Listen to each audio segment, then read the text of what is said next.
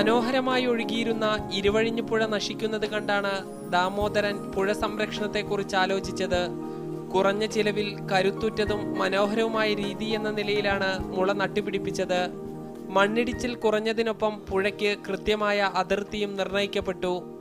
10 വർഷം മുൻപ് ആരംഭിച്ച പദ്ധതിയിലൂടെ ഇരുവഴിഞ്ഞുപുഴയുടെ നല്ലൊരു ഭാഗം സംരക്ഷിക്കപ്പെട്ടു വരുന്നു. സ്വന്തം ഭൂമിയിലും പഞ്ചായത്തിന്റെ അധീനതയിലുള്ള ഭൂമിയിലുമാണ് മുള നട്ടിരിക്കുന്നത്. സർക്കാർ തലത്തിൽ ഇപ്പോൾ നടക്കുന്ന പുഴ സംരക്ഷണം അശാസ്ത്രീയമാണെന്ന് ദാമോദരൻ പറയുന്നു. ഇവിടെ 1 കോടി റുപ്യന്റെ പദ്ധതിയാണ് ഇവിടെ വന്നത്. അപ്പോൾ അങ്ങക്ക് ഇവിടുന്ന് നോക്കിയാൽ കാണും അത് 1 കോടി റുപ്യന്റെ പദ്ധതി ഈ പുഴ കെട്ടാൻ വേണ്ടിയിട്ടാണ്. പക്ഷെ പ്രകൃതിയായിട്ടാണ് ഈ ചേർന്ന് പുഴ കെട്ടേണ്ടത് എങ്ങനെ വെച്ചാൽ അതേമാതിരിയാണ് വേലി, മുളേൻ്റെ വേലി. അപ്പോൾ എനിക്ക് അതിന് 1 കോടി റുപ്യന് എനിക്ക് 1 ലക്ഷം റുപ്യ എന്നാൽ ഞാൻ ഇവിടെ മുഴുവൻ മുള വെക്കും.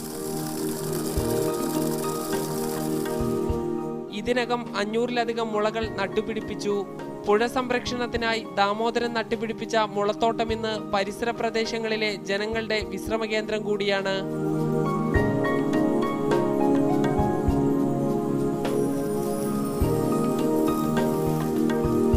മനുഷ്യനു മാത്രമല്ല, പറവകൾക്കും ഇഴജന്തുക്കൾക്കുമായി ഇരുവഴിഞ്ഞിപ്പുഴയുടെ തീരത്ത് ഒരു പ്രത്യേക ആവാസ വ്യവസ്ഥ തന്നെ ഒരുക്കിയിട്ടുണ്ട് ദാമോദരൻ.